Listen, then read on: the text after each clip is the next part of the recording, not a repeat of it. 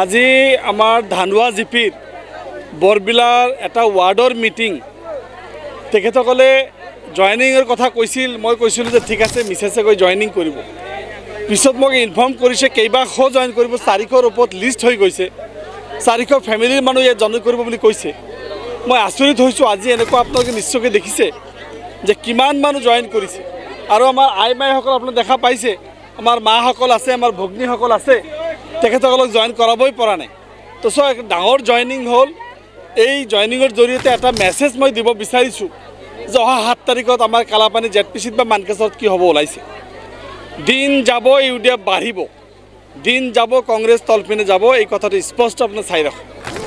আজি মানুহে যোগ্যতাক গুৰুত্ব দিয়া শিকিছে, মানুহক যোগ্যতাক মানে গুৰুত্ব দিয়া শিকিছে। আৰু তেখেতসকলৰ যি আমাৰ প্ৰতি আস্থা, মেৰিনা খানৰ প্ৰতি আস্থা, মই সঁচাকৈ আচৰিত হৈছোঁ যে এবাৰ 5 বছৰ থকাৰ পিছতো মানুহৰ ইমান তেখেতৰ প্ৰতি বিশ্বাস, ইমান আস্থা। এই কথাটোৱে মোক নিশ্চয়কৈ এই পলিটিক্সত আৰু বেছি দিন থকাৰ কাৰণে উৎসাহ দি আছে।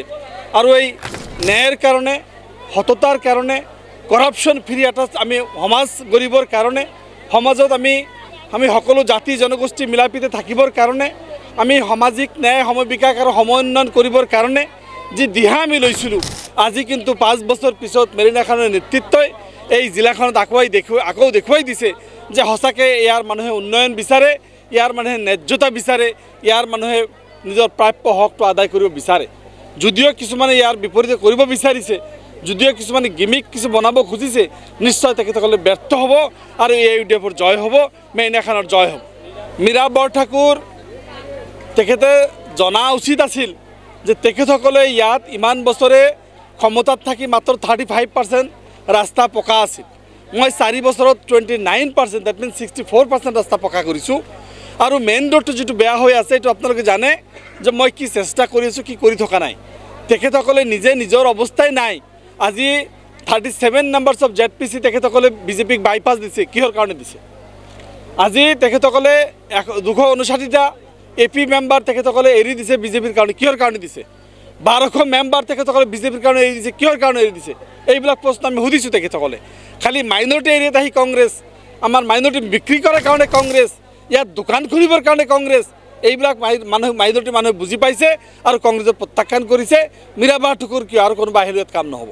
যেনেকৈ কংগ্ৰেছে বিজেপিক 37টা দিয়া নাই, যেনেকৈ কংগ্ৰেছে বিজেপিক 269টা দিয়া নাই, যেনেকৈ 1200 মেম্বাৰ দিয়া নাই, সেই প্ৰশ্ন তেখেতসকলে বুজি পাব কিহৰ কাৰণে দিয়া নাই। থেংক ইউ ভেৰি মাছ। আজি বৰবিলাত, ধানুৱা জিপিৰ বৰবিলাত বহুত মানুহৰ, কংগ্ৰেছী মানুহৰ জইনিঙৰ পৰ্ব আছিলে। আচলতে আমাক প্ৰথমতে এটা হিচাপ দিছিল, তেওঁলোকে 400 মানুহৰ জইনিং, এইটো বাঢ়ি গ'লি প্ৰায় 500ৰ ওপৰত জইনিং হ'ল। গোটেইখিনি মানুহ কংগ্ৰেছৰ পৰা আহিছে। আজি কংগ্ৰেছৰ নেতা তেনেকৈ অহা নাই, কিন্তু সাধাৰণ মানুহখিনি পাব্লিকে আহিছে। একচুৱেলি তেখেতৰ টিকেট লৈ যিটো খেলি মেলি, তেখেতসকলে বিচাৰিছিলে যে তেখেতৰ পচন্দনীয় প্ৰাৰ্থী হওক, সেইটো খেলি মেলিতে হৈছে। আৰু বিশেষকৈ আৰু এটা বস্তু তেওঁলোকে কৈছেই আজি ইয়াত যে বিগত দিনত যি আপোনাৰ ডেভেলপমেণ্ট হৈছে ধানুৱা জিপিত, সেইটোৰ ওপৰত বেছ কৰি তেওঁলোকে জইন কৰিছে বুলি কৈছে। ভাল চলিছে, খুব সুন্দৰ চলিছে। মই ড'ৰ টু ড'ৰ কেম্পেইনিং চলাইছোঁ। মই 100% আশাবাদী। মই বেলেগ একো নহয়, মোৰ বিগত দিনত যি ডেভেলপমেণ্টৰ কাম কাজ আছিলে, সেইটোৰ ইছ্যুৰ ওপৰতে মই বৰ্তমান চলাই আছোঁ। মীরা বরঠাকুর এসে কার প্রচারে নামছে? যাদের বাড়িতে 1000 কোটি টাকার কেলেঙ্কারি, যাদের বাড়িতে জেলার সমস্ত কেলেঙ্কারি মূল নায়ক, তাদের বাড়িতে এসে আজকে মীরা বরঠাকুরের বড় বড় কথা বলছে।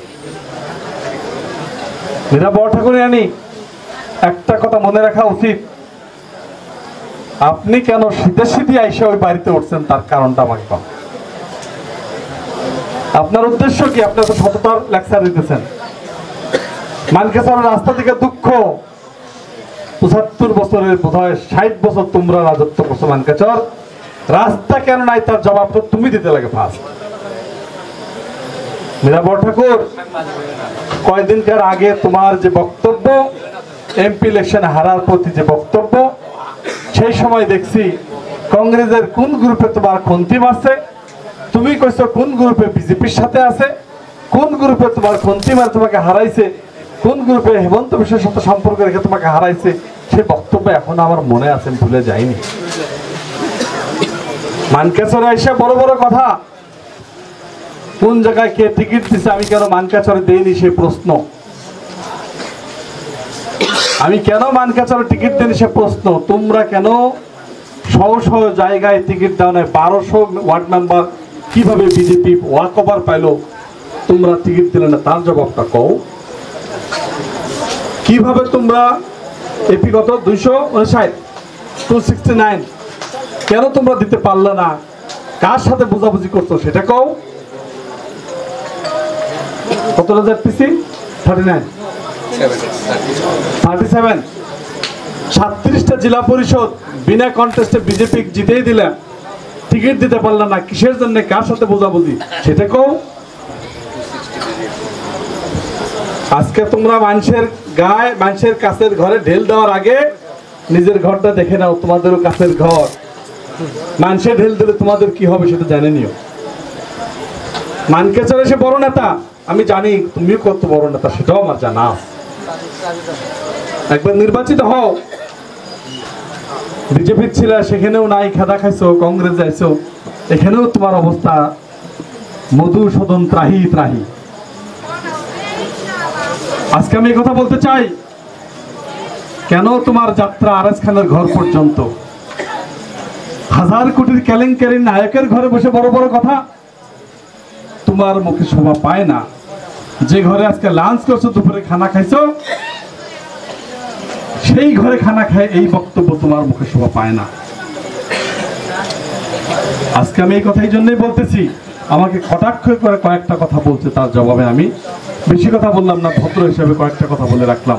আমাদের ইতিহাস জানা আছে, আসামের রাজনীতিতে আমরাও মোটামুটি 20-25 বছরতে গজ গজাই আছি। গুয়াহাটি মিউনিসিপ্যালিটিতে 60টা সিট ইলেকশন হয়েছে, কংগ্রেস 0। ঠেঙ্গালকাছড়ি 30টা হয়েছে, কংগ্রেস 0। আমার কার্বি আংলংয়ের 60টা সিটে ইলেকশন হয়েছে, কংগ্রেস 0। রাভা হাসংয়ে কতটা হয়েছে 30টা, 35টা সিটে কতটা হয়েছে 1টা। বাই ইলেকশনে 5টা হয়েছে, কংগ্রেস কত 0। তাহলে এত দাপট কিসের, এত দাপট কিসের? কংগ্রেস খালি মাইনরিটি এরিয়া, মুসলমান এরিয়া পাল্লা পাথর তোলা যায়, ভোট কিনা যায়, মাইনরিটি মাথা কিনা যায়, বিক্রি করা যায়, তাই তো। এই সমস্ত কথার জবাব, এই সমস্ত কথার প্রত্যুত্তর আজকে আমাদের এই ধানুয়া, আমাদের এই বরবিলা জিপিতে মানুষের উপস্থিতি দেখাই দিছে, তারা কি পরিমাণ ঘৃণা আজকে কংগ্রেসকে করে।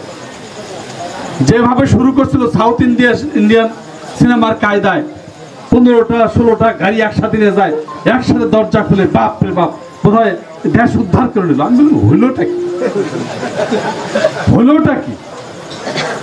দিন যাইতেছে খালি কমতেছে, দিন যাইতেছে খালি কমতেছে, দিন যাইতেছে খালি কমতেছে, হয় না নাই?